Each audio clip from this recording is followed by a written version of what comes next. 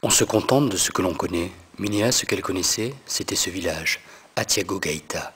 Et jusque-là, jamais elle ne s'était posé de questions sur la vie qu'elle menait là-bas.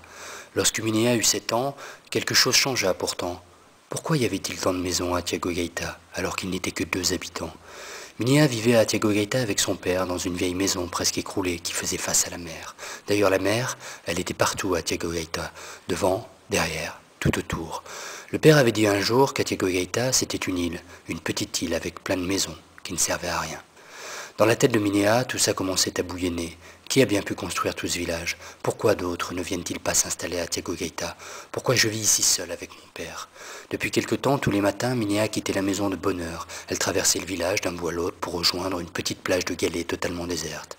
De toute façon, à moins de croiser son père, tous les endroits, tous les recoins d'Atiago-Gaïta étaient déserts. Depuis quelque temps, sur cette plage de galets, Minéa enfonçait des clous dans des planches de bois. Puis, elle associait les planches les unes aux autres. Le petit bateau que Minéa construisait prenait petit à petit la forme attendue. Minéa voulait partir, non pas pour toujours, elle voulait simplement aller voir comment la vie se passait ailleurs. Et ce bateau, c'était le moyen de découvrir cet autre monde. Minéa travailla dur, très dur, pour finir son ouvrage. Et bien sûr, tout ça, elle le faisait loin des yeux de son père. Il ne fallait pas qu'il sache qu'elle comptait voyager. C'est pour cela qu'elle construisait son bateau loin de chez elle, de l'autre côté d'Atiago-Gaïta.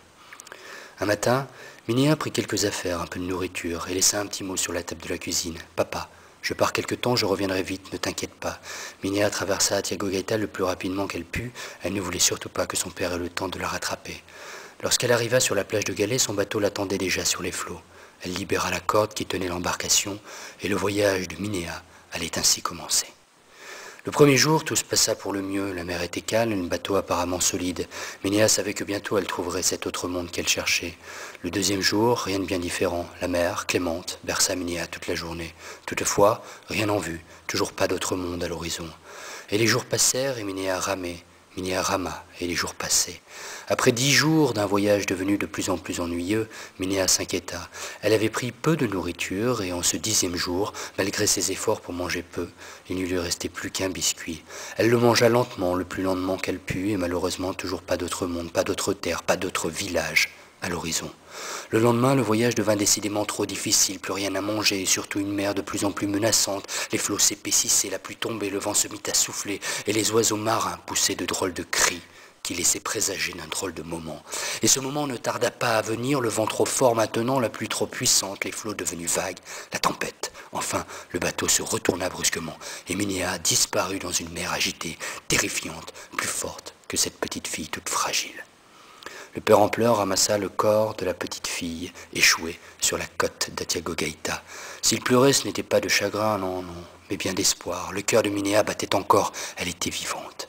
Personne ne saura jamais comment elle avait survécu, mais qu'importe, elle était vivante. Alors le père allongea Minéa dans son lit, dans l'attente de son réveil. Un jour, Minéa ouvrit les yeux. Le père, qui était resté tout ce temps-là à ses côtés, pleura de nouveau, non, pas de chagrin, mais bien de bonheur.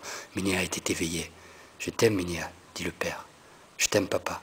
J'ai eu tellement peur de te perdre, » jura le père en serrant sa fille dans ses bras. « Je dois savoir, papa. » « Quoi donc, Minéa?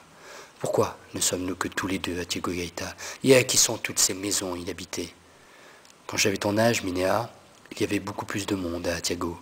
Mais maintenant, ils ont tous eu la même idée que toi, malheureusement. Partir pour savoir. Jamais personne n'est revenu. Tu as beaucoup de chance, Minéa, et cela me rend heureux. Mais d'où venaient tous ces gens? D'où venons-nous, papa? Comme toi, Minéa, je suis né ici. Alors je ne sais pas. Je crois qu'il n'y a rien derrière cette mer, rien. Atiago-Gaïta, c'est le monde, Minéa. Il n'y a rien d'autre. Le monde? Oui, Minéa, notre monde à nous. Nous n'avons jamais connu rien d'autre et nous ne connaîtrons jamais plus rien.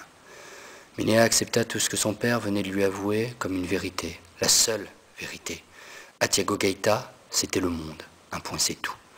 Et lorsque quelques années plus tard, le père de Minéa mourut, la petite fille, devenue femme, comprit qu'elle serait le dernier souffle de ce monde, et qu'avec elle, c'était toute cette terre, toute cette mer, toute Atiago-Gaïta qui allait disparaître à jamais.